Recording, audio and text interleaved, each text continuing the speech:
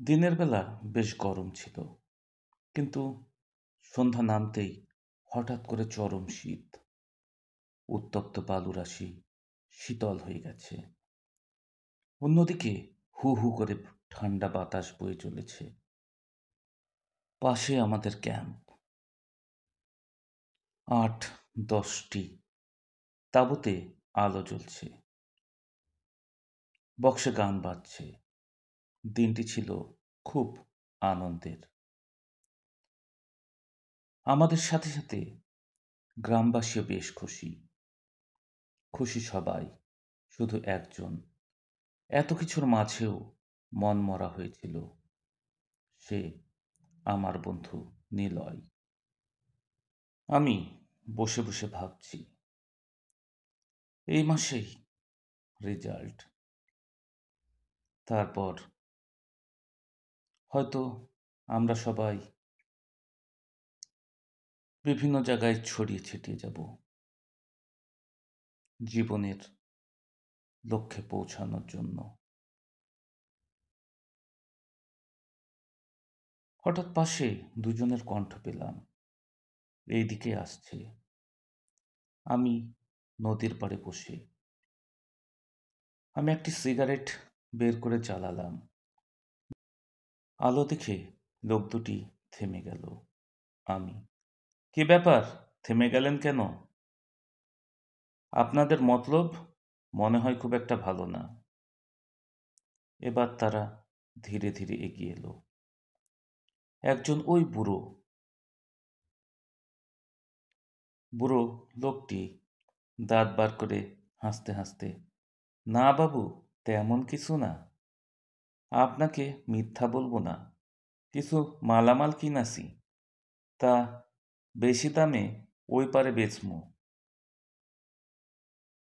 এইটা বর্ডার এলাকা, অনেকেই এই ব্যবসা করে, আমিও করি, কিন্তু আমি কিন্তু রাতের বেলা অন্ধকারে কেন? বৃদ্ধ আমতা আমতা করে, মাস্টার বাবু এইগুলো করতে বাধা দেয়। বলে, দেশের সম্পদ বাইরে এইভাবে বেচলে দেশের ক্ষতি হইব।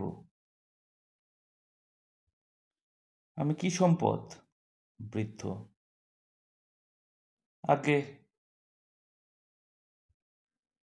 বলে চুপ করে মাথা চুলকাতে লাগলো।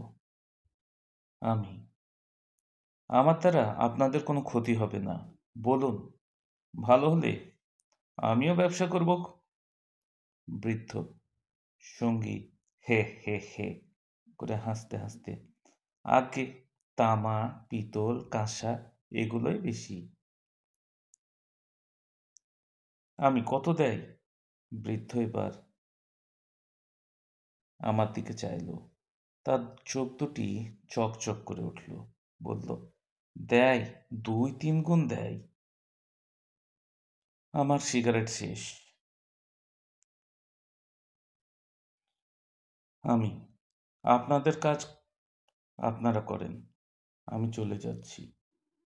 আমি আবার একটি সিগারেট জ্বালিয়ে টানতে টানতে হাঁটা দিলাম আমার তাঁবুর পানে। তাঁবুর পাশে পৌঁছে নিলয়ের কণ্ঠ, সে আর একটি মেয়ে। নিলয়, এমনিতে অনেক দুঃখ, আপনি নতুন করে আরো দুঃখ দিতে এসেছেন? আপনার পরিবার তো এটা মেনে নেবে না। আমি যতদূর শুনলাম, আপনার মা তো বলে গুন্ডা, বদমাস। আচ্ছা, আপনার বাবা কি বলে বলুন তো? তারও কি একই মত? এবার মেয়ে কণ্ঠটি, বাবাও তাই বলে।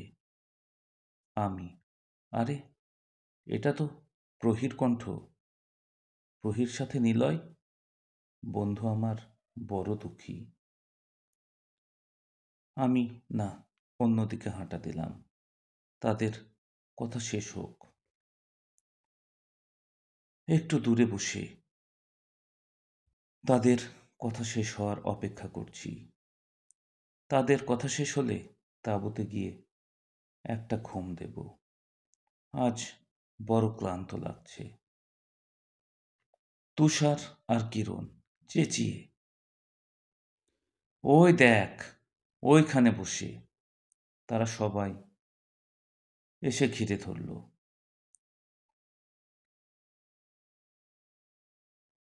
সন্ধ্যে থেকে তোকে তন্ন তন্ন করে খুঁজছি। তুই একদম গায়েব হয়ে গেছিলি। কি করে বেড়াচ্ছিলি?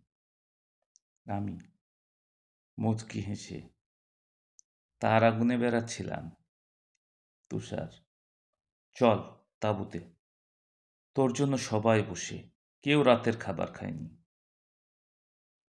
আমি, দেখ তুষার, খোলা আকাশের নিচে আকাশের তারাগুলো কত সুন্দর লাগছে।